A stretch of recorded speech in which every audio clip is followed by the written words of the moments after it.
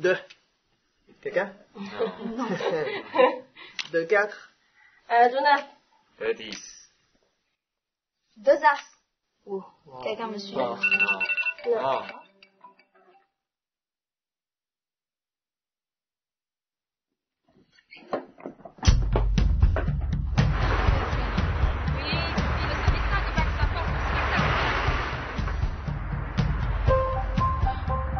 Attendez, il faut que je parte. Non, Catherine, tu peux pas.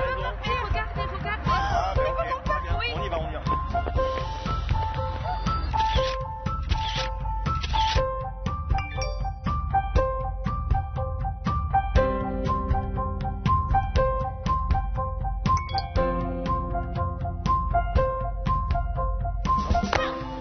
Ok, tu comprends? C'est à le mieux? Ok, maintenant on essaye. Allez,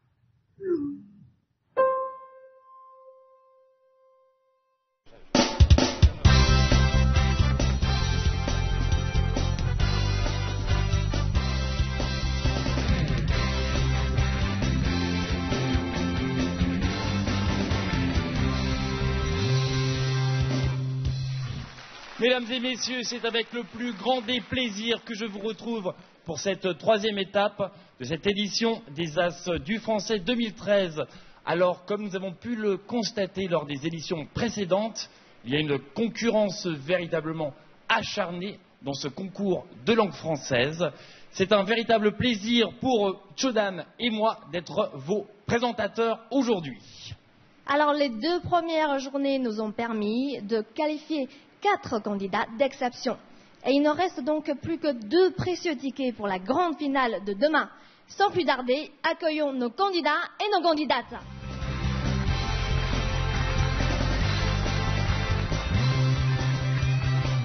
Bonjour, bienvenue.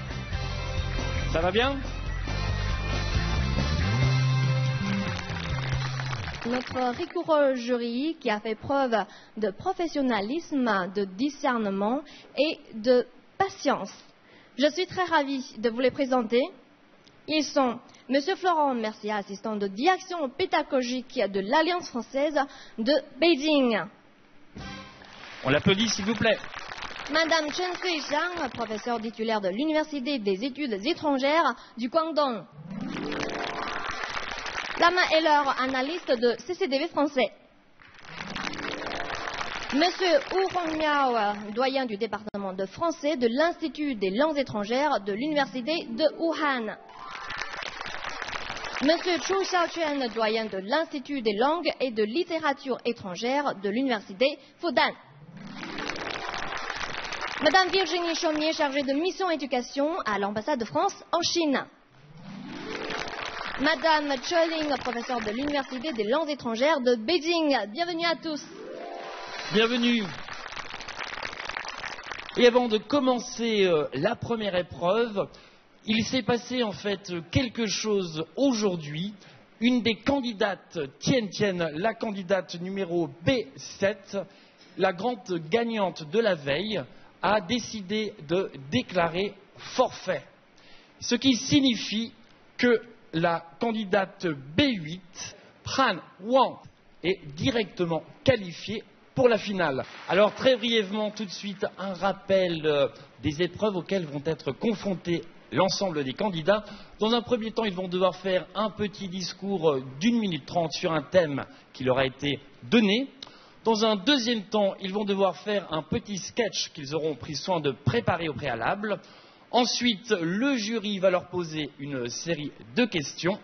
Et la dernière question sera tirée au sort. Il y aura également un quiz à la fin. Celui qui a le plus de points sera qualifié directement au troisième tour. Et les 4 suivants devront s'affronter encore lors d'une autre épreuve. Attention, à ce moment-là, 5 candidats seront éliminés immédiatement. La première épreuve, j'appelle la première candidate ou le premier candidat C1 pour le sujet « Vivre ailleurs ».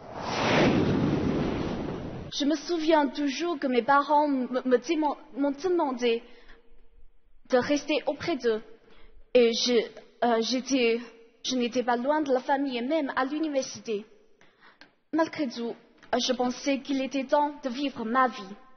Quand je suis entrée à l'université, j'ai commencé à réfléchir sur mes débouchés professionnels, parmi lesquels le plus intéressant pour moi était de travailler en Afrique. Beaucoup de gens ne pouvaient pas comprendre. Ils m'ont demandé « Pourquoi veux-tu exposer ta peau si blanche dans un soleil de plomb ?» Et j'ai juste répondu en souriant « Parce que j'aime bien vivre sans contrainte et faire tout ce que j'ai envie. » Depuis 12 ans, j'admire une femme écrivaine taïwanaise nommée San Mao. Son mode de vie m'intéresse beaucoup. Elle est partie au Sahara pour suivre l'amour de sa vie, vivre pleinement sa liberté. Et comme les paroles d'une chanson qu'elle a écrite, chercher l'olivier de ses rêves. Je crois que c'est cette vraie raison-là pour laquelle je veux vivre ma vie. Vivre ailleurs, en ce qui me concerne, ce n'est pas pour le matérialisme, mais pour suivre mon cœur librement. Suivre mon cœur, c'est avoir un chez-moi n'importe où dans ce monde cosmopolite. Merci. Les artistes vivent souvent ailleurs. C'est un état d'esprit. Avec leur imagination, ils peuvent créer un monde intérieur et vivre dedans sans être dérangés. Cependant, ce monde ailleurs n'est pas pour eux seulement un don de Dieu, mais aussi un mélange de bonheur et d'amertume. C'est une joie de vivre ailleurs pour avoir plus de concentration, ce qui favorise la recherche de l'inspiration et la création. Par contre, c'est aussi une souffrance, car ils ne savent exprimer leurs sentiments qu'à travers leurs œuvres. Celles-ci ne sont pas toujours compréhensibles et acceptées par les autres. C'est comme si tous leurs efforts étaient vains. Ils peuvent donc se sentir rejetés et sombrer dans la désespérance.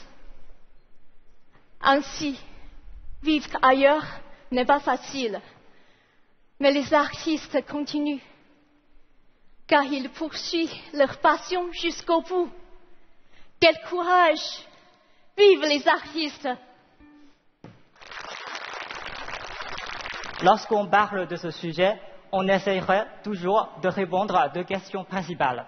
La première question, pourquoi va-t-on vivre ailleurs? La deuxième question, comment peut-on s'adapter au milieu local? En ce qui concerne la première question, il existe plusieurs explications possibles. La première raison, on part vivre ailleurs pour se plonger dans une autre culture fascinante. La deuxième raison, on part vivre ailleurs afin de s'échapper à la situation actuelle douloureuse, qui peut se traduire par un licenciement ou tout simplement une rupture amoureuse.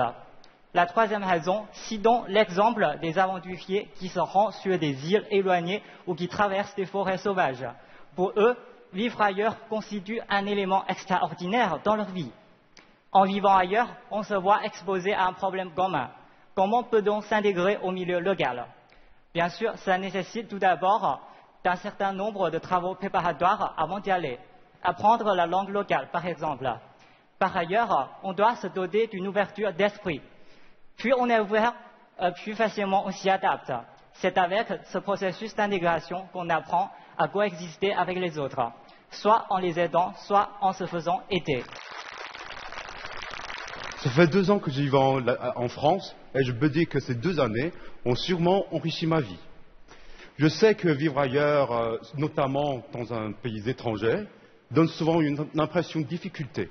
Oui, c'est vrai qu'au début, on ne connaît personne, il faut souvent se construire un nouveau réseau, mais il faut seulement tenter de s'intégrer dans cette nouvelle vie. À Lille, j'y vis avec 3 colocataires, Abdel, Élise et Paul, on s'entend bien et ce sont eux qui me font découvrir la culture française. J'ai fait plein de progrès au niveau de français et surtout dans la connaissance de l'art occidental. Parfois, je leur parle aussi sur de la culture chinoise et leur apprends quelques mots en chinois. C'est un véritable échange. Je trouve, entre la Chine et la France, on a quand même beaucoup de points communs. Donc, voilà. Point commun, c'est vraiment dommage qu'on ne soit pas amis, voilà. Et puis, c'est un véritable échange aussi. Et vivre ailleurs, c'est l'idée de partage et d'échange. Grâce à cette idée, on ressort grandi. Quand on se regarde dans le miroir, si on met le miroir tout proche comme ça, peut-être on voit rien, on voit presque rien. Donc, je pense que c'est la même chose comme vivre ailleurs, c'est-à-dire avoir une distance avec la vie à laquelle nous sommes toujours attachés pour mieux connaître nous-mêmes. Je vous cite mon cas. J'étais un garçon timide et très attaché à la famille, mais après 4 ans d'apprentissage de français, j'ai eu l'occasion d'aller en France pour enseigner le chinois. La rencontre entre la culture française et la culture chinoise me donne toujours des nouvelles idées. J'ai trouvé dans cette expérience la passion et la curiosité de ma vie. C'est la langue et la culture française.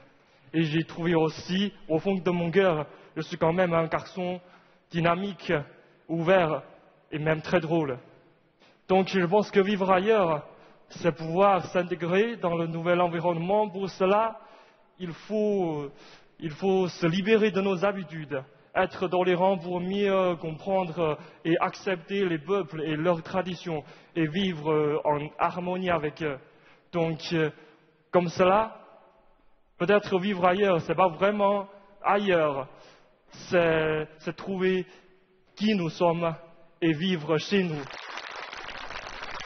Vivre ailleurs nous paraît souvent attirante parce qu'il nous apportera de nouvelles expériences, de nouvelles connaissances et de nouveaux amis. Cette idée est tellement fascinante qu'un jour, nous voulons tous rompre avec la vie régulière pour découvrir la passion de l'incertitude et la beauté de l'inconnu. Il est terne de se lever à l'heure tous les matins, de travailler toute la journée, de préparer le repas et de se coucher quand il fait nuit. On se demande pourquoi ne pas vivre ailleurs pour changer complètement son mode de vie. La vie toujours en errance peut être charmante aux yeux de certains, mais pas pour tous. En fait, ailleurs, la plupart des gens vont poursuivre leurs études et leur travail. On revient au rituel, se lever tôt le matin, faire du travail toute la journée, acheter pour manger et se coucher tard, la nuit. D'autant plus dans un pays étranger. Ensuite, si nous vivons longtemps un endroit ailleurs par rapport à l'endroit d'où nous sommes venus, l'ancien ailleurs devient ici. Étrange paradoxe. L'idée de vivre ailleurs est finalement illusoire, étant donné que nous vivons tous ailleurs à partir du moment où l'on est sorti du ventre de nos mamans. Ainsi, il ne sert à rien de chercher toujours la vie ailleurs. L'importance est de vivre ici, aujourd'hui. Vivre ailleurs pour découvrir de nouveaux horizons et s'ouvrir à différentes cultures, c'est un rêve pour beaucoup. Mais curieusement, dans cette volonté de s'ouvrir à l'autre, on s'ouvre aussi à soi-même. Le fait de nous retrouver incognito dans un environnement non familier nous offre souvent l'opportunité de nous sentir totalement nous-mêmes, loin des influences extérieures. C'est souvent à travers le choc culturel que l'autre culture devient une façon de développer ou de confronter notre conception du monde, de la vie et de nous-mêmes. Mais attention, quand je pars de vivre ailleurs, il ne s'agit pas de passer un séjour touristique pour découvrir uniquement les richesses patrimoniales d'un pays. Loin d'une image idéalisée du pays d'accueil, il est important de vivre avec ses propres habitants au quotidien, de travailler avec eux et de partager leurs préoccupations de tous les jours. C'est à travers cette démarche d'intégration et d'introspection que nous aurons une idée plus claire de la personne que nous espérons devenir. En même temps, cette aventure nous aide souvent à mieux nous rendre compte de ce que nous apprécions dans notre pays d'origine et la culture dans laquelle nous avons grandi. Partir, n'est-ce pas une manière de mieux revenir à soi? Merci. D'abord, je pense, si on a la chance de vivre ailleurs, soit faire ses études, soit voyager ou soit travailler, il faut qu'on la saisisse. Parce que vivre ailleurs, c'est une expérience précieuse pour les jeunes. Comme on dit souvent que le voyage forme la jeunesse. Cela non seulement nous aide à découvrir l'aventure, mais aussi nous apporte bien des nouveaux amis. D'un autre côté, vivre ailleurs, c'est aussi une leçon à prendre pour grandir. Comme Candide de Voltaire. Il a été forcé de vivre ailleurs, mais ça lui pousse à grandir et son optimisme lui aide à bien vivre des temps difficiles. Et voilà bien le point le plus essentiel dont je vais vous parler, c'est comment bien réussir à sa vie ailleurs. À mon avis, le plus important, c'est d'avoir un état d'esprit optimiste. Bien qu'on puisse rencontrer des difficultés telles que la nostalgie, le choc culturel, etc., on a encore la chance de rencontrer bien plus de belles surprises. Alors, quand on se trouve loin de chez soi, il faut faire face avec un grand sourire et optimisme. C'est la clé de mieux vivre ailleurs. Merci. Autrefois, j'ai vu un reportage sur la télévision. Il était un jeune homme de 30 ans qui n'a jamais quitté la protection parentale. Et pour cela, il dépendait de la pension de ses parents retraités. Sa mère a été gravement tombée malade à cause de colère envers lui. Quel événement qui mérite de réfléchir. Alors qu'aujourd'hui, je vois beaucoup de familles qui misent accent sur la culture de l'esprit indépendant des enfants, du fait qu'ils encouragent leurs enfants d'aller faire des études ou vivre ailleurs. Prenons un bon modèle de notre grand président Deng Xiaoping, qui était à l'ancienne époque l'un des premiers chefs d'État chinois partis en France pour chercher de la connaissance. Après quelques années d'expérience vécue, il était retourné en Chine afin de mieux construire notre patrie. Pour tout ça, je pense que d'abord, vivre ailleurs pourrait endurcir nos esprits d'indépendance, qui sont indispensables en vue d'atteindre une nation puissante. Et deuxièmement, vivre ailleurs pourrait élargir nos horizons, nous faire connaître davantage les disparités culturelles entre des peuples variés, ainsi que des coutumes d'autres pays et régions. Troisièmement, le fait de vivre ailleurs nous conduit à prendre plus de connaissances sur soi-même. Car le monde extérieur ressemble à un miroir. Par une telle variété de rencontres culturelles, nous amène à réfléchir sur des points de vue en nous mettant à la place des autres. Enfin, je me félicite d'avoir vécu ailleurs une expérience enrichissante. Par conséquent, je recommande fortement que toutes les personnes qui n'ont jamais quitté leur pays natal aillent vivre dans les mondes extérieurs afin d'expérimenter une autre vie passionnante qui ne serait jamais la même que celle d'eux. Qui n'a jamais pensé quitter sa maison pour partir voyager? Qui n'a jamais pensé s'installer ailleurs un jour et changer d'horizon? Qui n'a jamais pensé se lancer dans l'inconnu? C'est naturel d'y réfléchir, mais pas forcément de le faire, d'aller jusqu'au bout. Vivre ailleurs, est-ce seulement admirer des paysages magnifiques, rencontrer des personnes ayant un autre mode de vie ou échapper aux soucis de la vie quotidienne? Pas totalement. Vivre ailleurs consiste non seulement à apprendre de nouvelles choses, mais aussi à vivre une véritable aventure. Autrement dit, c'est un parcours, une découverte ou même une errance qui nous permet de nous éloigner de la société et de la culture auxquelles nous sommes attachés. Cependant, on peut toujours trouver des excuses pour éviter de se jeter dans l'aventure. C'est pas facile d'obtenir un visa, je ne parle pas français couramment, j'ai trop de travail à faire, etc. Au lieu d'étouffer le désir de vivre ailleurs, ce qu'on doit faire, c'est de franchir le pas avec courage.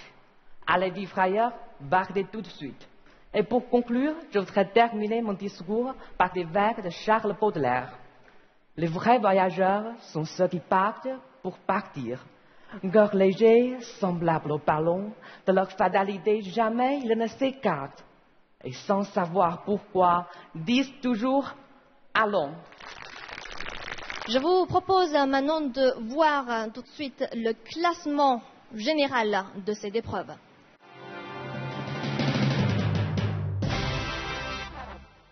Les prochaines épreuves qui vont arriver vont leur permettre, dans un premier temps, de nous dévoiler leur talent artistique.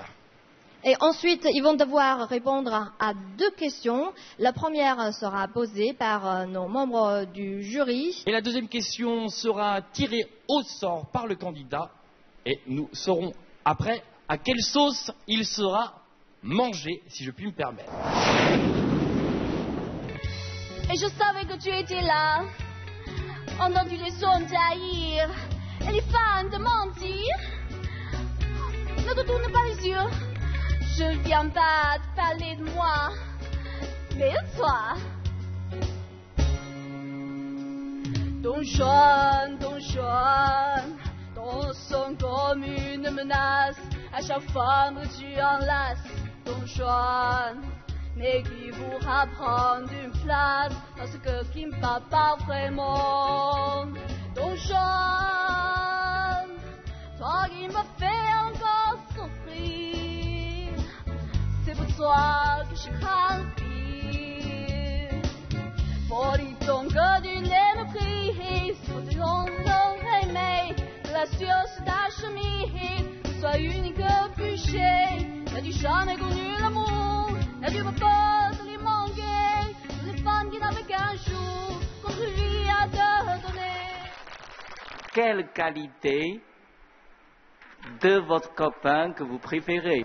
Je crois que mon copain idéal, il doit avoir 3 qualités.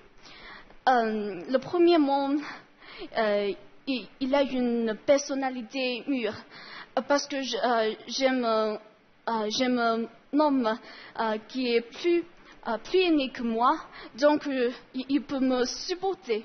Et deuxièmement, il doit être motivé. Donc, et puis nous pouvons progresser ensemble.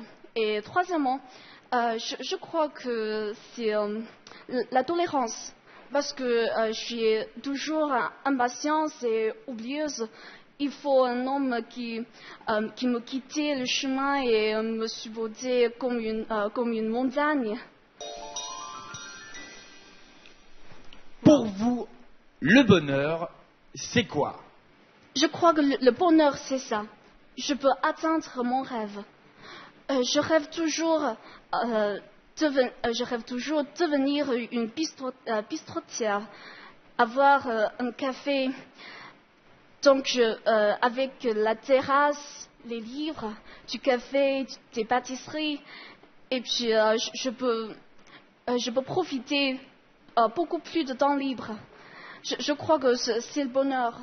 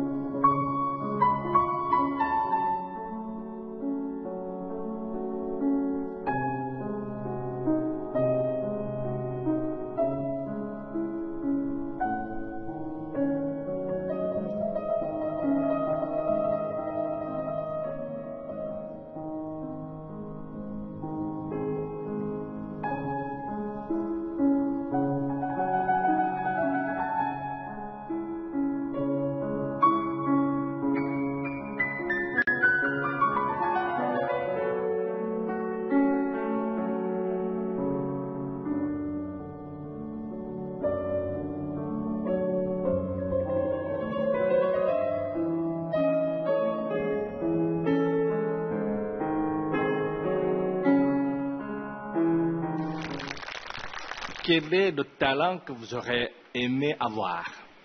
Physiquement, je suis assez faible. Je suis pas toujours en bonne santé. Je tombe malade assez souvent. Donc, le talent que j'aime bien avoir, c'est l'énergie physique. L'énergie physique inépuisable. Qui peut me permettre de continuer à danser. Sinon, c'est assez dur la danse. Si j'ai plus d'énergie, c'est moins dur pour moi.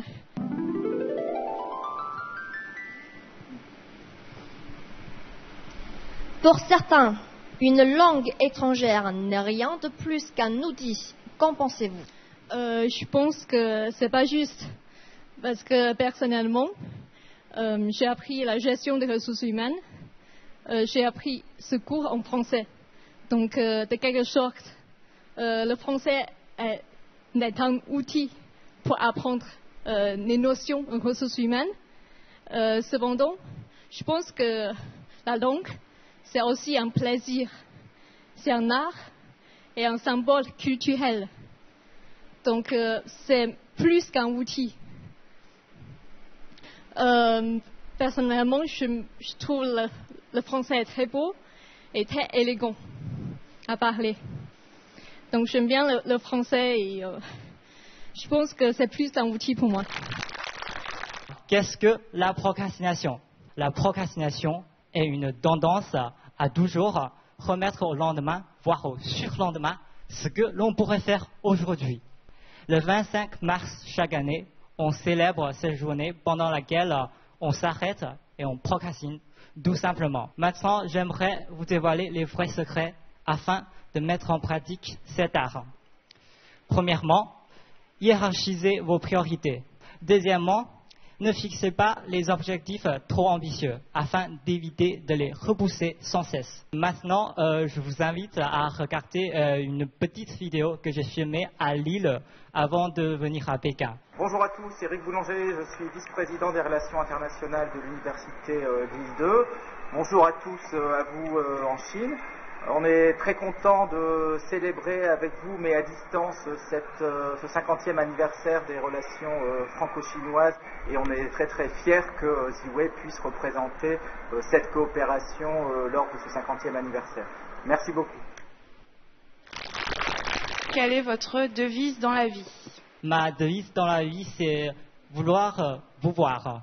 Parce que je crois toujours, lorsqu'on a envie de réaliser quelque chose, on va s'engager à quelque chose vraiment de sérieux. Donc, on va s'efforcer de réaliser le rêve. Donc, moi, à partir du moment où j'apprends le français, au début parce que c'était difficile pour moi, et vu que j'apprends le droit et le français en même temps, donc à l'époque, le professeur nous apprenons une phrase, vouloir pouvoir. En fait, en chinois, on a un équivalent, donc 有志者事竟成. Merci. Alors, la question est la suivante. Du savoir-faire ou du savoir-vivre, quel est le plus important pour vous? Je pense personnellement, je pense que les deux techniques sont assez importantes dans notre vie. Tout d'abord, lorsqu'on a de l'école, on apprend toujours les savoir-faire parce que ce sont des connaissances qui seront nécessaires dans notre vie professionnelle ou pour réussir les examens tout simplement. Mais le savoir-vivre est aussi important parce que à partir du moment où on entre à l'université, c'est pas un endroit justement pour apprendre les connaissances, pour réussir les examens. On doit s'exposer à la société et connaître plus de gens.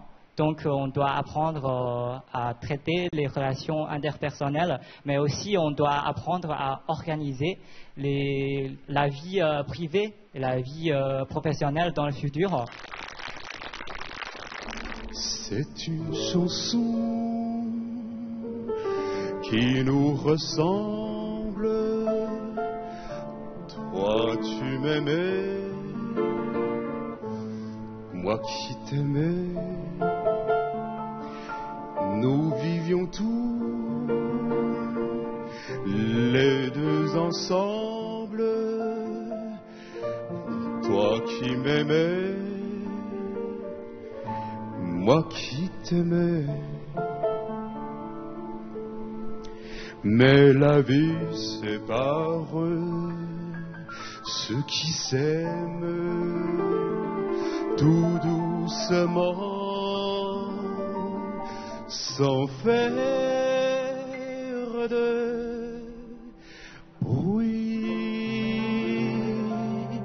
Et la mer efface sur le sable les pas des amants désunis.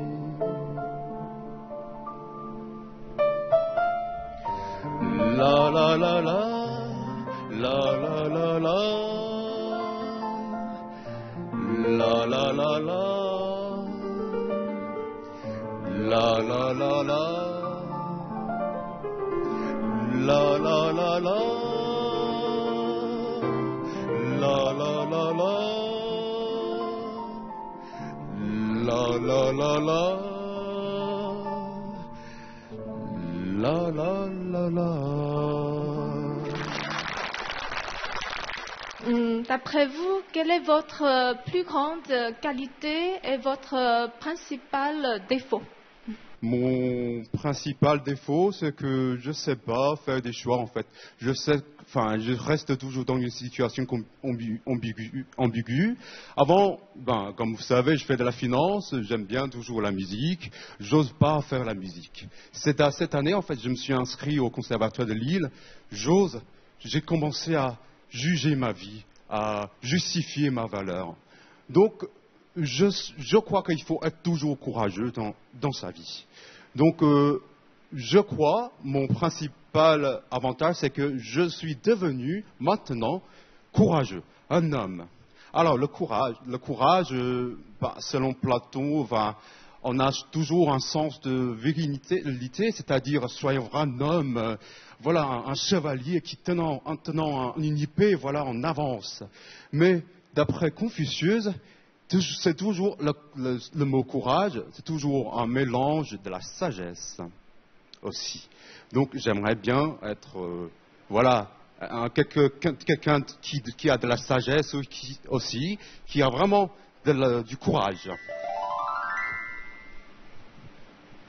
Quels sont les avantages et inconvénients d'avoir des frères et sœurs? D'abord, pour les avantages d'avoir des frères et sœurs, on a notamment on va former une famille d'amour, vraiment. Si j'ai un frère qui m'occupe, c'est génial. Pour la famille qui ont plein d'enfants, pour les enfants, on aura peut-être des enfants qui aiment bien coopérer avec les gens, sachant que maintenant, le monde, c'est une grande communauté. Il faut toujours coopérer avec d'autres gens. Pour les inconvénients, peut-être, c'est la fatigue pour les parents, je trouve. J'avoue que je ne suis pas encore le parent, mais si j'ai plein d'enfants, centaines par exemple, c'est la fatigue. Je dois peut-être acheter une nouvelle grande maison pour eux, une grande voiture pour eux. Ça représente une contrainte financière. Je me baladais sur l'avenue, le cœur ouvert à l'inconnu. J'avais envie de dire bonjour à n'importe qui, et ce fut toi, je te dis n'importe quoi. Il suffisait de te parler pour t'apprivoiser. Oh, Champs-Élysées, oh, Champs-Élysées. Au soleil, sous la pluie, à midi ou à minuit, il y a tout ce que vous voulez aux Champs-Élysées. Tu m'as dit j'ai rendez-vous dans un sous-sol avec des fous qui vivent la guitare à la main du soir au matin. Alors je t'ai accompagné, on a chanté, on n'a même pas pensé à s'embarrasser. Oh Champs-Élysées, oh Champs-Élysées. Au soleil, sous la pluie, à midi ou à minuit, il y a tout ce que vous voulez aux Champs-Élysées.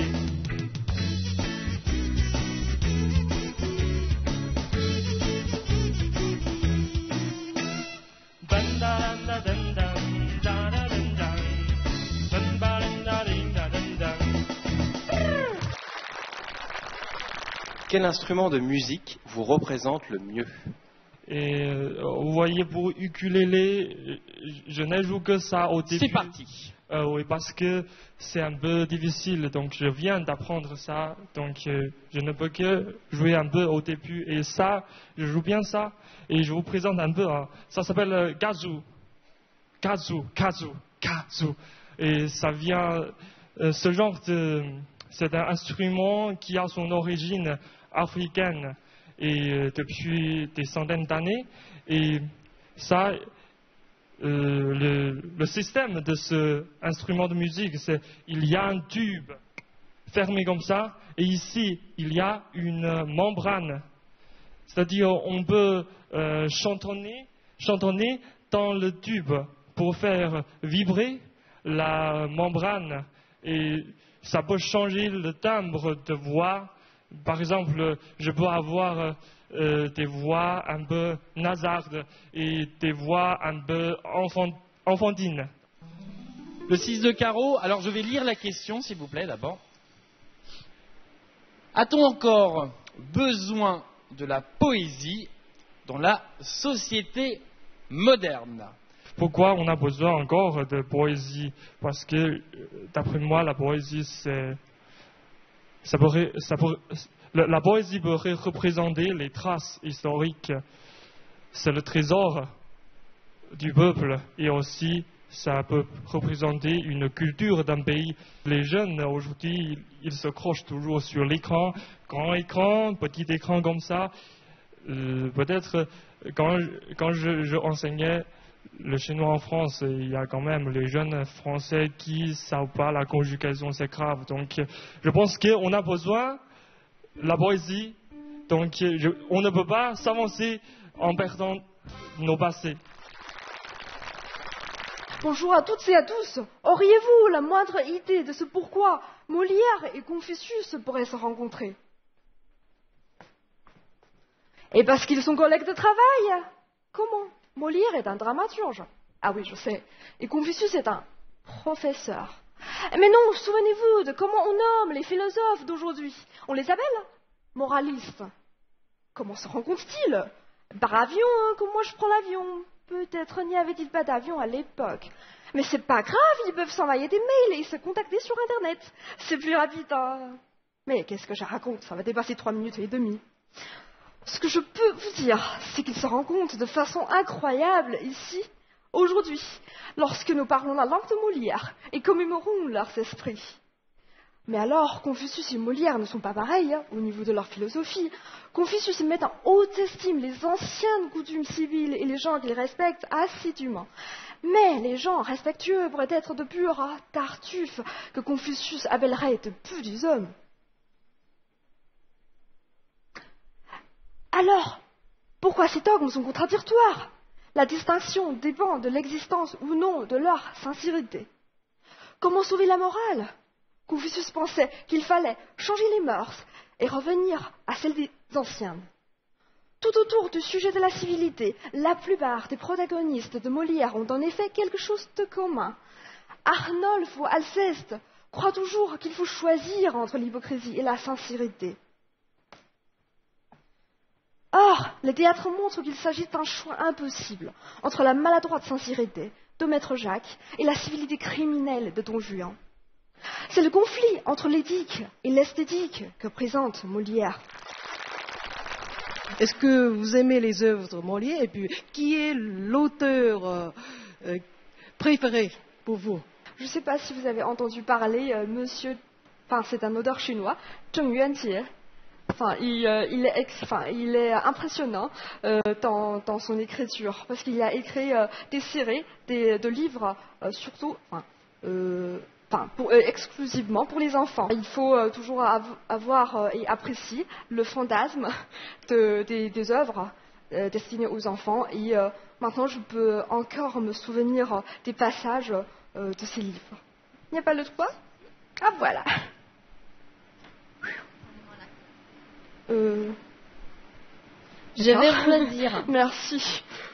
Peut-on vraiment s'entendre si l'on n'est pas d'accord? Effectivement, à la condition que on partage les mêmes valeurs de noyau et qu'on a des objectifs dans la même direction. À ces conditions-là, on peut bien s'entendre, même si on n'est pas d'accord. Parce que si on partage les mêmes valeurs de noyau et qu'on va aller dans la même direction, même si certains de nos avis ne sont pas pareils, ne sont pas identiques, on peut quand même, par exemple, apprendre ou adopter des points ou des idées positives de l'autre et qu'on pourrait vérifier le résultat dans la pratique. Mais si, au contraire, on ne pourrait absolument pas s'entendre et on ne pourrait pas être d'accord, je pense. Le mois dernier, j'étais en France et je me rappelle un dîner avec un ami français. Je viens le voir chez lui, on avait prévu de manger ensemble. Des pâtes et du couscous, les plats typiquement français quoi. D'abord, il me dit « Bonjour, entre, mais fais attention aux chiens ». Là, je connais tous les préjugés des Français sur nous les Chinois à propos des chiens. Je lui dis « Quand tu dis fais attention aux chiens, tu mets ton chien en garde ou tu me préviens contre ton chien de garde. Parce que moi, les chiens, c'est comme mon ami pour les escargots. On aime bien les regarder, les toucher, mais ça ne veut pas dire qu'on veut les manger. Enfin, je ne sais pas si mon ami les caresse beaucoup, les escargots. On dit que les Français sont romantiques. Pourquoi pas? Mais s'ils se font la bise, ça va être collant. Je me souviens de la première fois avec mon ami. C'est un homme. Donc je me mets à 1m45 de lui. Normal, on ne se connaît pas. Je bouge un peu la main droite pour lui dire « coucou ». Et lui là, il marche directement vers moi. Il me prend par les épaules. Et 1, et 2, et 3, et 4. Il m'avait couverte de bises. Je me suis sentie un peu baveuse pour le coup. Oh, ils sont romantiques les Français. Du coup, je suis tombée amoureuse de lui. Le coup de foudre. 5 minutes après, il a fait la même chose à une autre fille qui arrivait. Le grand amour, c'était fini. Qu'est-ce que vous appréciez le plus chez vos amis? Ce que j'apprécie le plus chez mes amis, c'est qu'ils m'acceptent tel que je suis et sans jugement, sans rejet. Parce que moi, je suis une personne tout à fait comme vous, j'ai mes défauts, j'ai mes compétences, mais mes amis, ils sont toujours là dans n'importe quelle situation. On peut partager des moments de joie et dans des situations difficiles. Ils sont aussi là. Et moi aussi, je suis aussi là pour eux. On s'entend bien, on peut discuter des choses. Et même si sur certains points, on ne partage pas forcément les points de vue pareils, mais ils ne me jugent pas. Donc c'est ça. Ils m'acceptent tel que je suis. L'as de pique, bien je vais lire la question. Oh. Merci beaucoup. Alors la question est la suivante. Quel est votre point de vue sur la chirurgie esthétique? La chirurgie esthétique, comment dire, je trouve que c'est une transformation complète de notre corps. Je pourrais comprendre qu'il y a des gens qui se maquillent, qui portent des jolis vêtements, des jolies robes. Mais là, est-ce qu'on va vraiment aller si loin pour ça? Parce que je trouve que c'est important de s'accepter. Enfin, tout le monde est unique, tout le monde est différent. Je trouve ce qui est un peu dommage dans la société actuelle, c'est que les jolies filles se ressemblent vraiment. J'ai des amis, j'ai vu des filles, elles sont très jolies, mais elles se ressemblent. Ils ont des mêmes nez, des mêmes yeux. Enfin, je trouve que c'est vraiment dommage. Donc, la diversité est très importante. Si tout le monde font des chirurgies esthétiques et on se ressemble, là, c'est ennuyant. Et L'autre, la chirurgie esthétique, ça peut être dangereux. On ne sait jamais les conséquences. Parfois, il y a des risques. Peut-être ça ne marche pas si bien.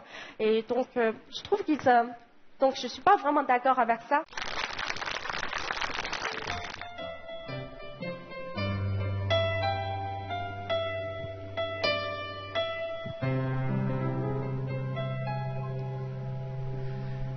Ma chambre a la forme d'une cage.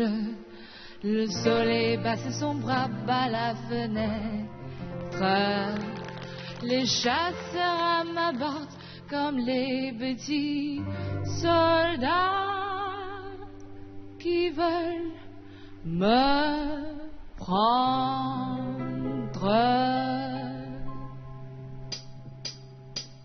Je ne veux pas travailler, je ne veux pas déjeuner, je veux seulement l'oublier, et puis je fume. Déjà j'ai connu le parfum de l'amour, 1 million de roses m'embaumerait pas dedans. Maintenant une seule fleur dans mes entourages me rend malade. Je ne veux pas travailler, je ne veux pas déjeuner, je veux seulement l'oublier, et puis je fume. Je ne suis pas fière de ça, lui qui veut me tuer. C'est magnifique, être sympathique, mais je le connais jamais. Je ne veux pas travailler, non, je ne veux pas déjeuner. Je veux seulement l'oublier, et puis je fume.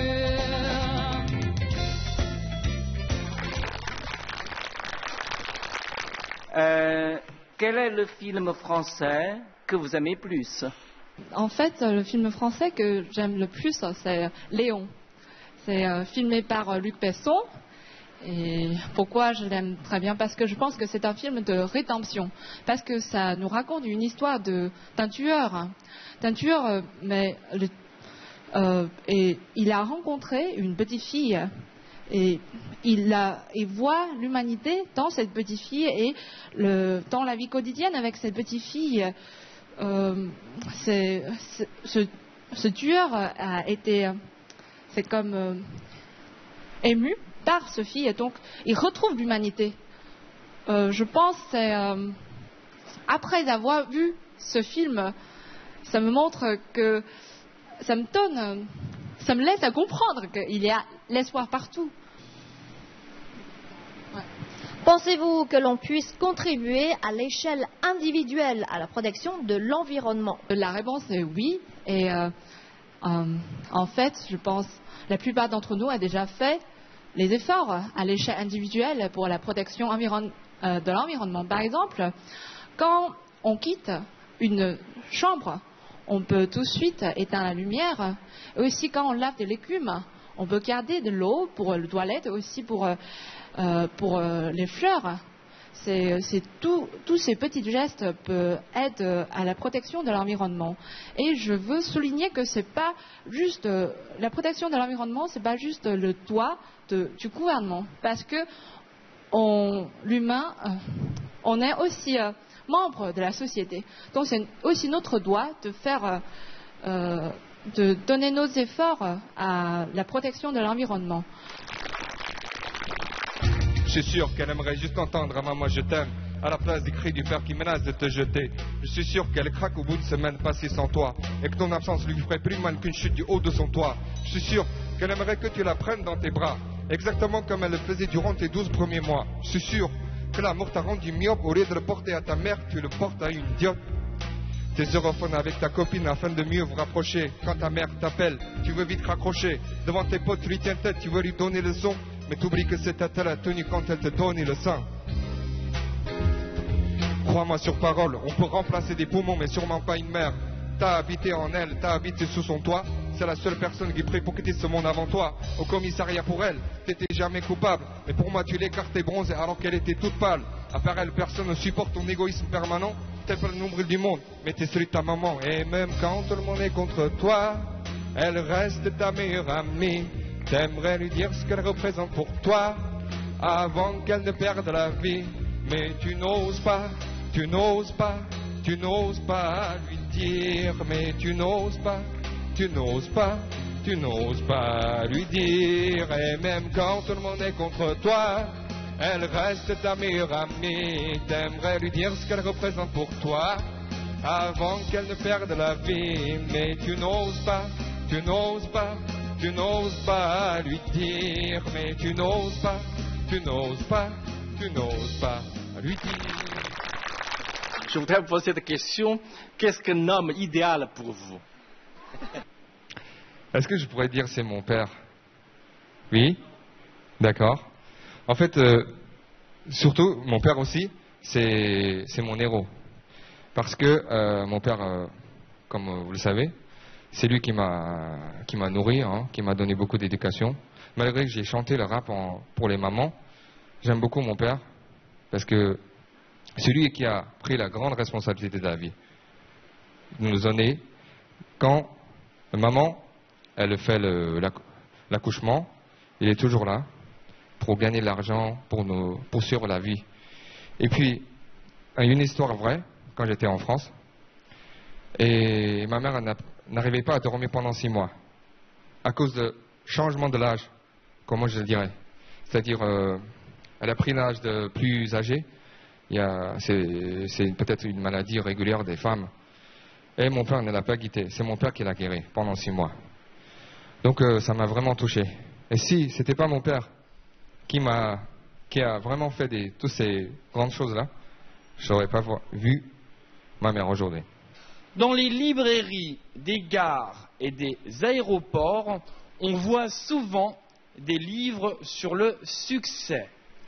Que pensez-vous de ce genre de méthodologie du succès? Je pense que c'est vrai, en France, on voit beaucoup de la librairie, hein, les bouquineries, beaucoup de livres qui parlent de la méthodologie du succès.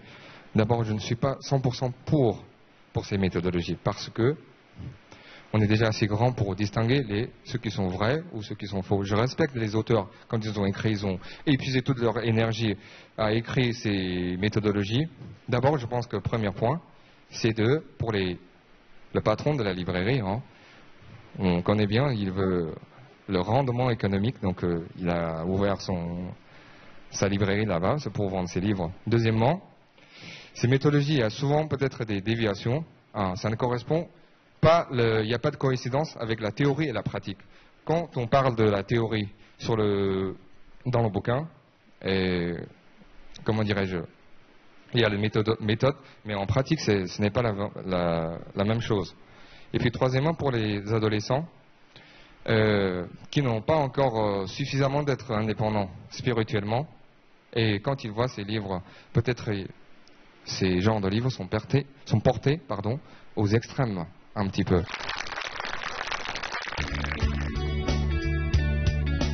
La douleur indouchable, c'est la conscience, l'étreinte invisible, est-ce que c'est la prise d'un individu pensant à un autre, c'est la solitude.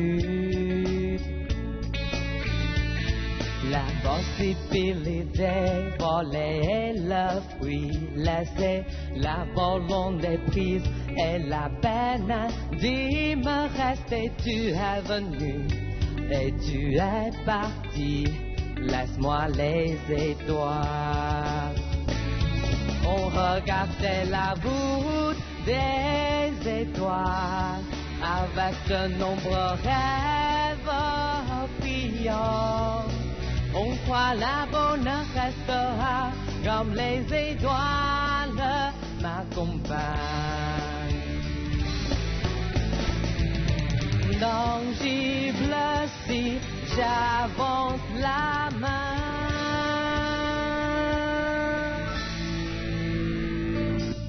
La couleur intouchable, c'est la conscience, l'étreinte invisible, est-ce que c'est la prise d'un individu toujours l'individu.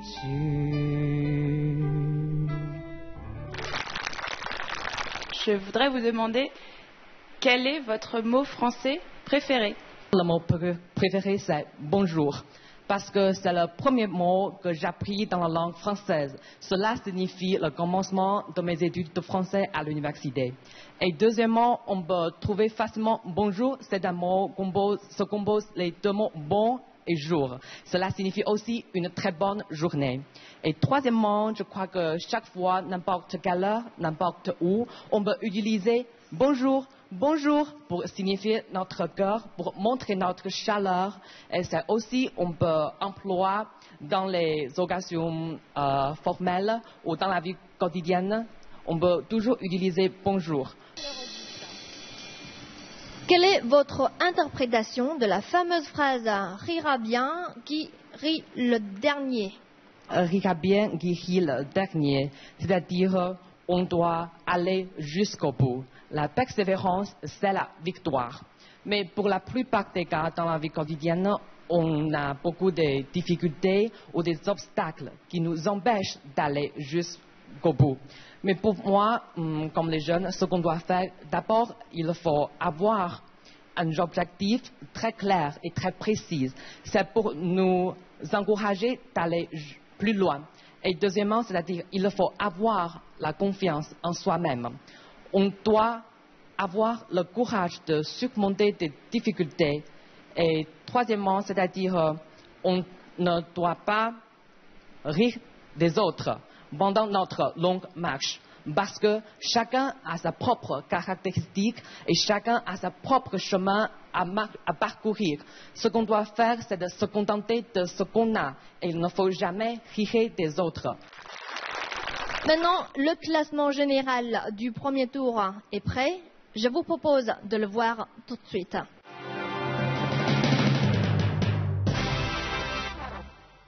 La candidate numéro 8 se situe en tête du classement et la candidate numéro 1, Fu Yu, a pris un peu de retard. Mais ce n'est pas grave du tout. La possibilité de se rattraper tout de suite. De prochaine étape, notre quiz.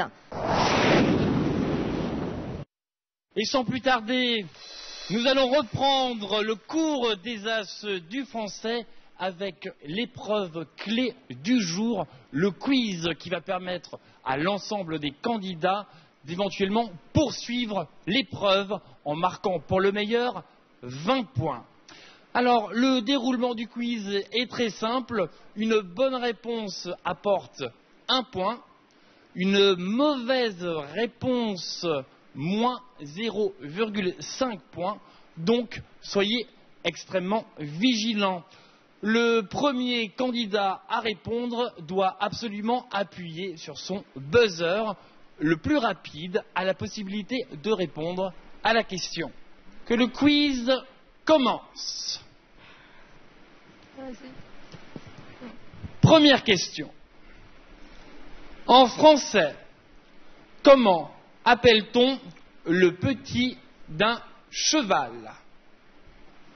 Comment? Candidat numéro 5. Mauvaise réponse. Les autres candidats, vous pouvez également appuyer. J'essaie. Jumeau. Jumeau. Mauvaise réponse. Okay. D'autres candidats, personne ne connaît la réponse? La bonne réponse est le poulain. Deuxième question. Comment appelle-t-on le traitement par les aiguilles utilisé dans la médecine chinoise? Candidat numéro 5. Acupuncture.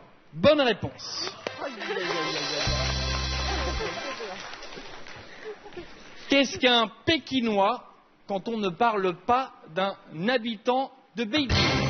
Candidat numéro 4. D'un chien. C'est un petit chien. Bonne réponse.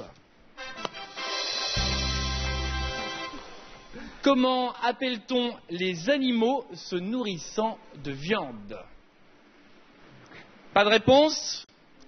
On les appelle les carnivores. Question numéro 5. Corrigez cette phrase. Si j'aurais su, je n'aurais pas venu. Candidate numéro 6. Si j'aurais su... Mauvaise réponse. Non mais j'aurais... Candidat numéro 9. Si j'avais su, je serais venu. Bonne réponse.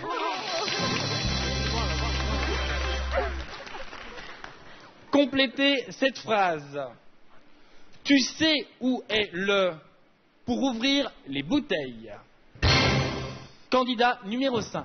Tu sais la réponse. Tu sais la solution. Mauvaise réponse. Je répète à nouveau la question. Tu sais où est le pour ouvrir les bouteilles. Alors il y avait deux possibilités. Anti-bouchon? Bonne réponse. Candidat numéro 6. Un tire-bouchon. Question numéro 7. Qui a dit « je pense » Candidate numéro... Descartes, pardon. Descartes. C'est une mauvaise prononciation. Descartes. Bonne réponse. Merci. Qui est l'auteur du roman L'étranger? Candidate numéro 7. Camus. Mauvaise prononciation. Camus. Bonne réponse.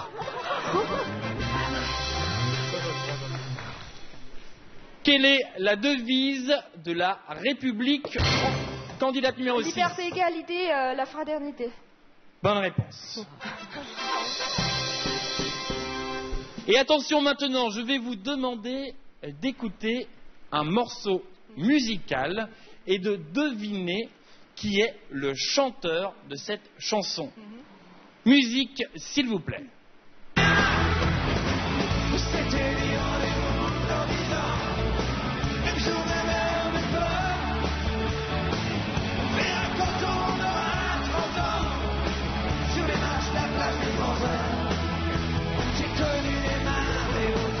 Pas de réponse? Eh bien, il s'agit de Patrick Bruel, un chanteur très connu en France. 11e question. Quel océan borde la côte ouest de la France? Candidat numéro 5. Ouest. Océan Atlantique. Bonne réponse. Question numéro 12. Quel petit pain de forme lunaire les Français aiment-ils? Candidat numéro... Croissant. Bonne réponse. Question numéro 13. Quelle jolie femme est Marianne. Bonne réponse. Question numéro 14. Quel château proche de Paris? Candidat numéro 3. Château le Fontainebleau. Mauvaise réponse. Candidat numéro 4. Château Versailles. Bonne réponse. Question numéro 15. Alors, on va passer maintenant à la question photo. Il va falloir que vous reconnaissiez la personnalité sur cette photo. On peut y aller.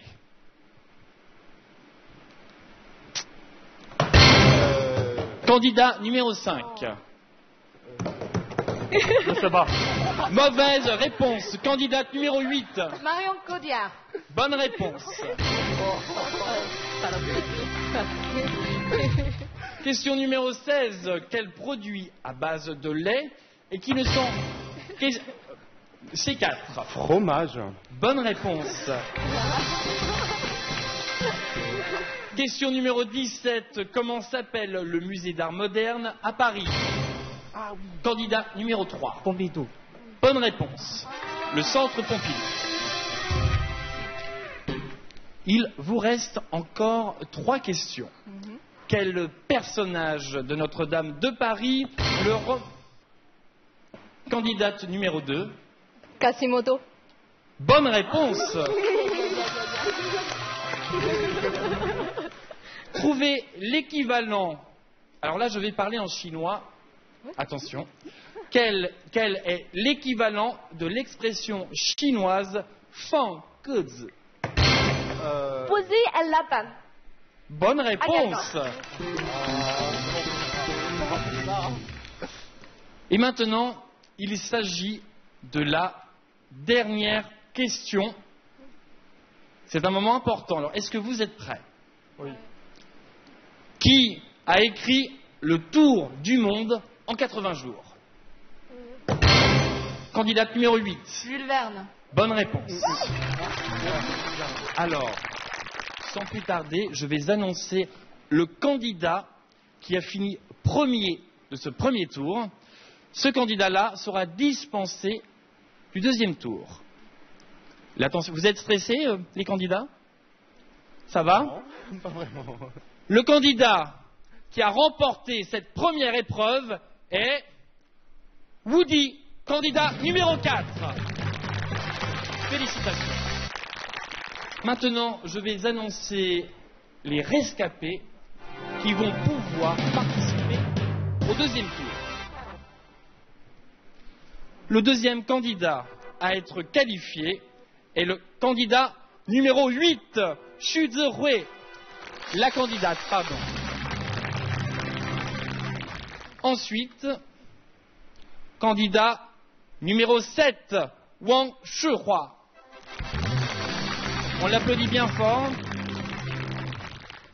Candidat numéro 9, Ye Tian.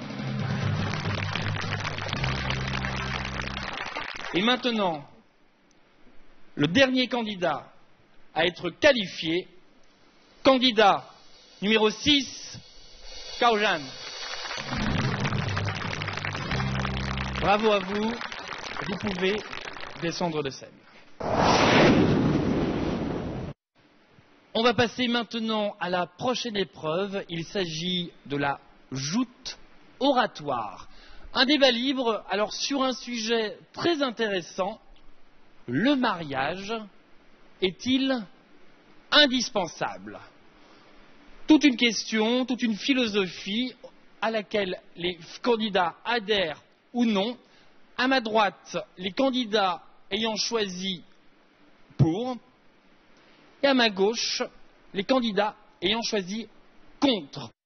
Pour nous, le mariage est essentiel, au moins pour la société actuelle, parce que la famille est l'élément le plus fondamental dans une société et que le mariage garantit la construction d'un mariage et protège les membres au sein de la famille. Voilà. Il vous reste encore 30 secondes. Il s'agit d'une protection individuelle, protection pour les enfants et ensuite une protection de l'héritage de la famille. Des choses à ajouter? Oui, pour la protection individuelle, parce qu'on connaît tous le danger auquel on s'expose si on change de temps en temps le partenaire intime, donc sexuel. Voilà. Le mariage n'est pas indispensable. D'abord, c'est créé par les êtres humains, c'est artificiel. Tant qu'on peut le créer, on peut le supprimer aussi, c'est conventionnel. Et deuxièmement, prenons un bon exemple de notre grand président Hollande. Il est pas marié, il a une copine, donc il vit très bien ensemble, donc c'est pas astreignant. Hein. Et puis troisièmement, pourquoi j'ai dit que ce n'est pas indispensable? Et souvent, il y a le mariage. Il y a beaucoup de gens qui sont très heureux en vivre tout seul, parce que ça rapporte beaucoup d'ennuis pour les formalités aussi. Donc on peut très bien vivre ensemble sans se marier et faire le concubinage ensemble. Et puis voilà. Je pense que le mariage est indispensable pour la société et j'ai des raisons suivantes. D'abord, c'est parce que le mariage, c'est une forme pour montrer que l'amour qui se passe sur la responsabilité, c'est très important pour la société. Et la deuxième raison, c'est dans certains pays, si on ne se marie pas et on a des enfants, les enfants n'ont pas d'identité. Et c'est très grave. Et troisième raison, ça va renforcer la stabilité de notre société. Parce qu'on va passer la relation de multipartenaire à monopartenaire.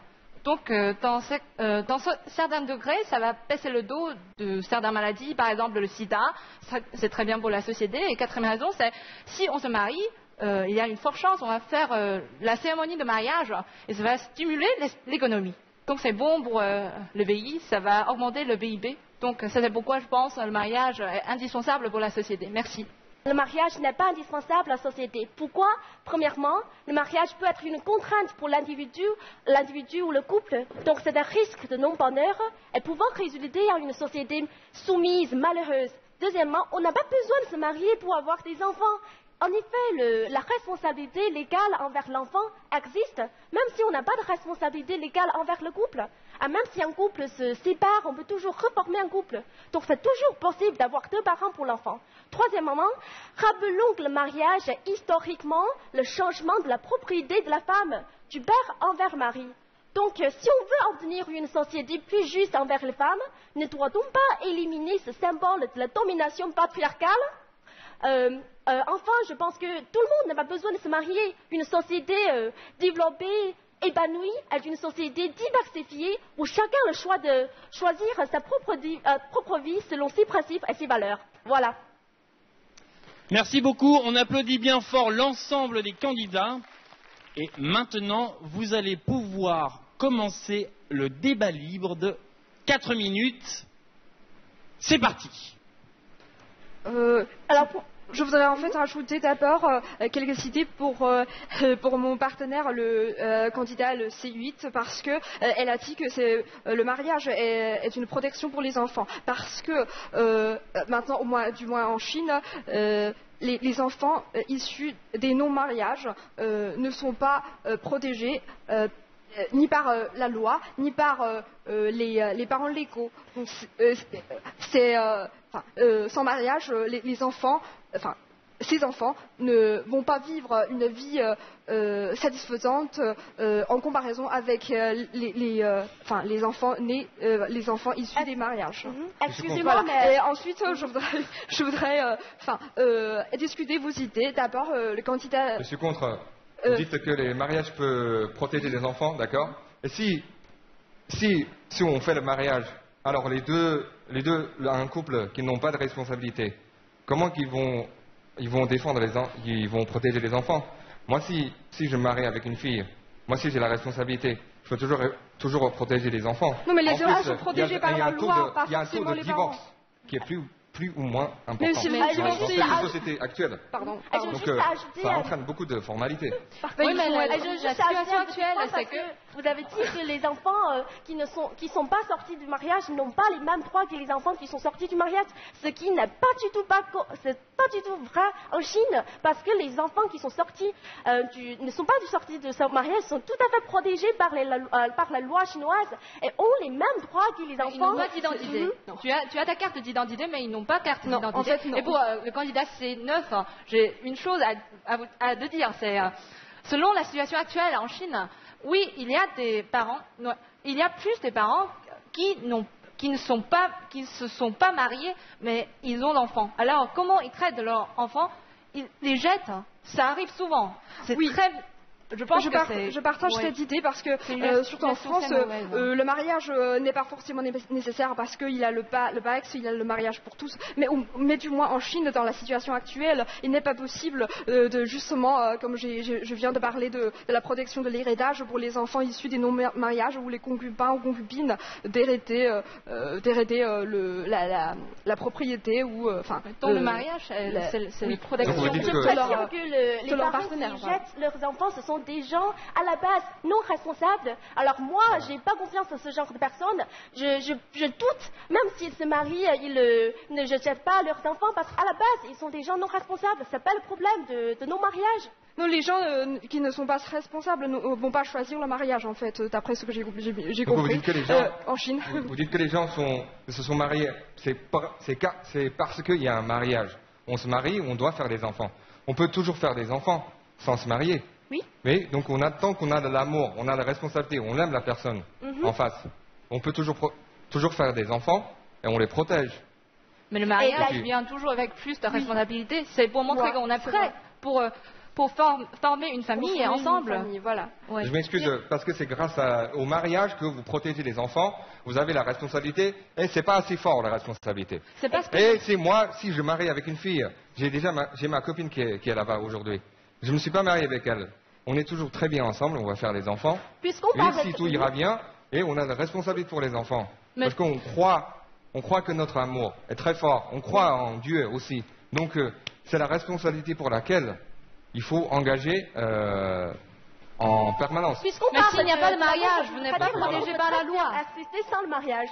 On n'a pas besoin de mariage pour être amoureux. Mhm. Le débat libre touche à sa fin. On les applaudit bien fort, s'il vous plaît. Un débat bien construit, finalement.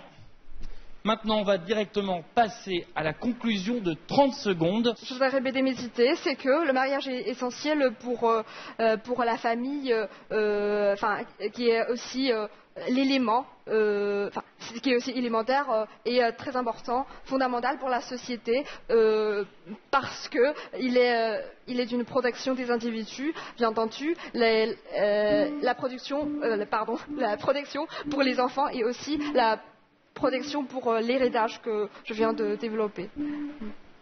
Donc le mariage n'est pas indispensable parce que d'abord, comme j'ai dit tout à l'heure, c'est créé par les hommes, les êtres humains, donc c'est artificiel. Tant qu'on peut le créer, on peut le supprimer aussi, c'est conventionnel. Et deuxièmement, parce que le mariage, dans l'Antiquité, dans l'époque très ancienne, il n'existait pas de mariage. Les gens vivaient très bien. Et troisièmement, ça entraîne beaucoup de formalités. Il y a taux de divorces qui sont plus ou moins importants dans cette société actuelle. Merci. Merci beaucoup. Je pense quand même que le mariage est indispensable pour la société parce que d'abord, c'est une symbole de la responsabilité. Et sans responsabilité, je pense, on ne peut pas croire en amour. Et deuxième raison, c'est parce que le mariage, ça nous donne le bonheur. Si on ne fait pas une cérémonie comme ça, ça va comme... il n'y a pas de sens. Donc, je suis pour que le mariage est indispensable. Merci. D'abord, le mariage peut être une contrainte pour l'individu et le couple. Et une société heureuse est beaucoup plus productive qu'une société soumise et malheureuse. D'ailleurs, le mariage en Chine, c'est une source de pression familiale et sociale très forte pour les femmes célibataires plus de 27 ans. Et enfin, l'amour n'a pas besoin de mariage pour exister. Il peut exister sans le mariage sur très long terme. Et le mariage n'est qu'un papier, ce n'est qu'un bout de papier, ce n'est qu'un contrat qui permet d'être juridiquement reconnu comme un couple. Alors... Merci beaucoup. Bravo, on les applaudit bien fort, s'il vous plaît. Maintenant, je vais demander à la régie d'afficher les résultats. Les résultats, s'il vous plaît. Candidate numéro 7 est la grande gagnante. Je vous prie de me rejoindre, ainsi que le candidat numéro 9. Venez à mes côtés, s'il vous plaît. Félicitations à tous les deux. Vous pouvez quitter la scène. On les applaudit bien fort, s'il vous plaît.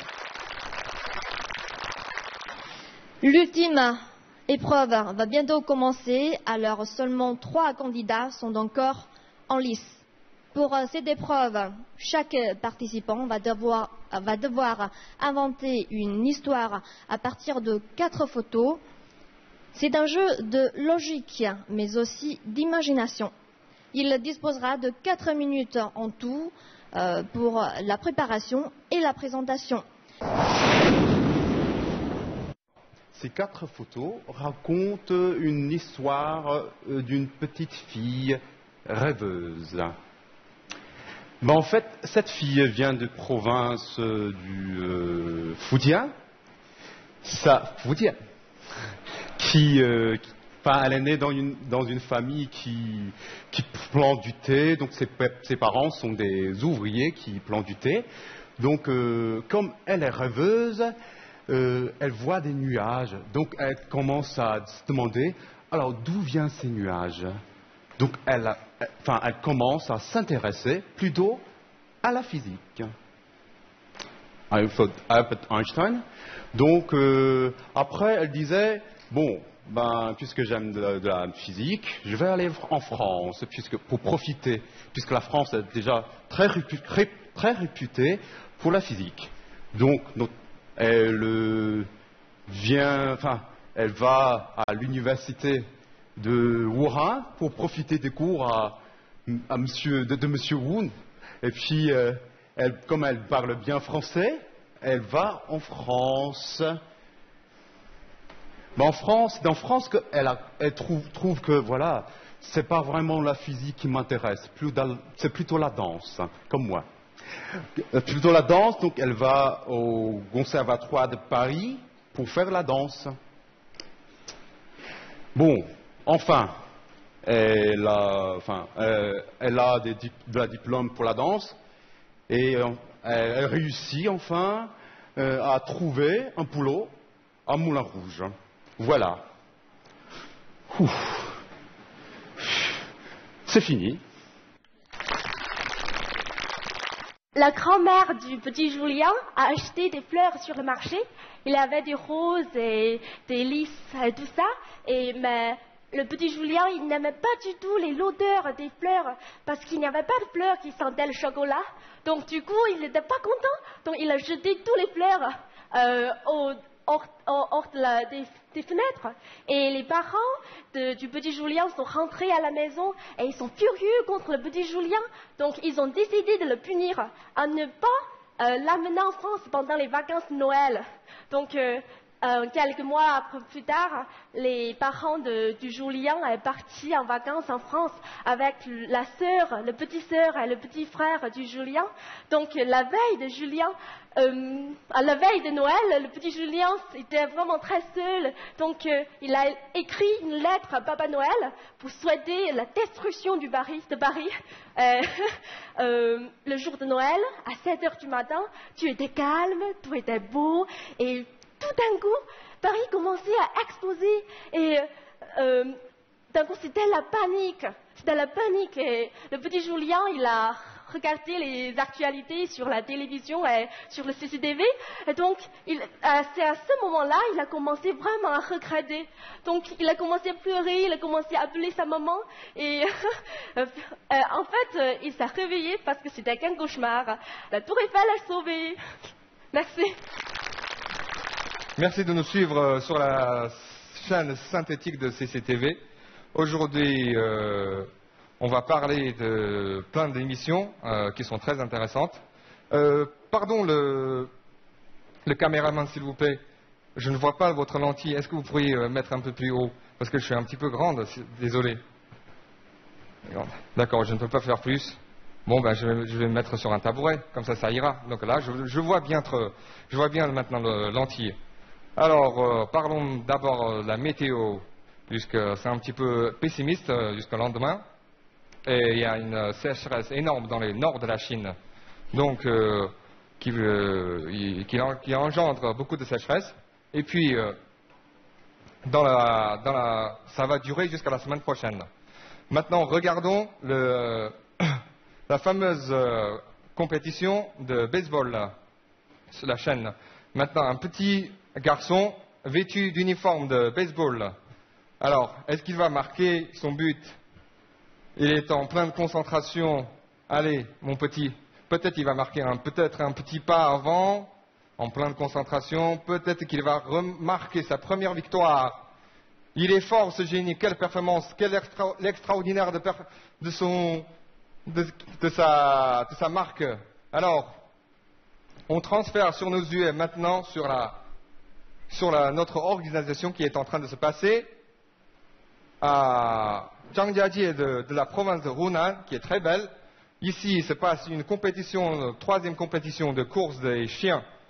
Alors, tous nos petits mignons, est-ce qu'ils vont affronter tous les obstacles en surmontant toutes les difficultés avant d'affranchir la dernière victoire? Alors, notre petit Inuka, il est en train de passer la dernière épreuve. Regardons. Ah, il est un petit peu prudent. Il avance avec des pas feutrés. tout en regardant le ruisseau qui passe, qui traverse sous le pont. Est-ce qu'il va affranchir sa dernière victoire? On attend, on fera une petite pause, on revient dans un instant. Ne quittez pas, à tout à l'heure. Bien, maintenant, revenons sur la chaîne de culture. Maintenant, il y a un œuf, tout nu, avec un kiwi, tout poilu. Ils sont sortis de le frigo. Ils sont tellement congelés. Donc le petit kiwi, il dit, ah, est-ce qu'on va faire une compétition? Qui va tenir plus longtemps debout? Allez, on va faire une compétition. L'œuf tout nu, il dit, je crois pas que tu vas tenir ton longtemps, tu es tellement arrogant, fidèle, on va essayer. Enfin, l'œuf tout nu, il a réussi à se tenir debout sur la chaise, sur le tabouret rouge. Et puis le kiwi, pareil. Donc, en se faisant des compétitions, le kiwi demande à mon pote, quand est-ce que tu vas descendre? Moi, si je descends, je sais tout sera fini. Hein. Je serai écrasé, je vais vomir tout ce que j'ai dans le ventre. Donc, regarde comment je transpire. Le kiwi dit, regarde, j'ai tout perdu mes poils. J'essaie de tenir, j'arrive pas à le tenir. Mais dis-moi, quand est-ce que tu vas descendre? Quand est-ce que tu vas tomber? Je sais pas, tu es tellement arrogant. Et finalement, c'est le kiwi qui est tombé, le premier. Donc, on inspire qu'il y a une phrase en Chine, que le tortue est avec le lièvre qui font des courses. Et finalement, c'est le tortue qui a gagné, le premier. Donc, il ne faut pas être arrogant, fidèle, trop fier de soi-même. Donc, qui rira bien, qui rira le dernier. Merci beaucoup. Écoulé. Et je dispose du résultat de l'épreuve du jour. Êtes-vous prêts? Oui. Je vais tout d'abord annoncer le perdant de cette épreuve. La personne qui ne parviendra pas à aller à la finale de demain est candidat numéro 9, Yadjian. Avancez-vous avec moi. Quelles sont vos impressions sur ce résultat? En fait, je voulais juste zapper les chaînes pour montrer le drôle qu'on regarde souvent des émissions, mais peut-être c'était pas très respecté à la consigne. Donc c'est pour ça que c'était pas très bien les notes pour la dernière preuve. Mais ce n'est pas très grave, je suis très content d'avoir participé à cette compétition des As du français. Une erreur de stratégie alors? Peut-être, mais je voulais faire drôle comme un présentateur, on change de scène, on change d'émission, comme ça. Ouais. Mais malheureusement. En tous les cas, je pense que le public peut vous applaudir parce que votre niveau de français est vraiment excellent. Merci. On l'applaudit bien fort, s'il vous plaît. Bravo. Et vous pouvez quitter la scène.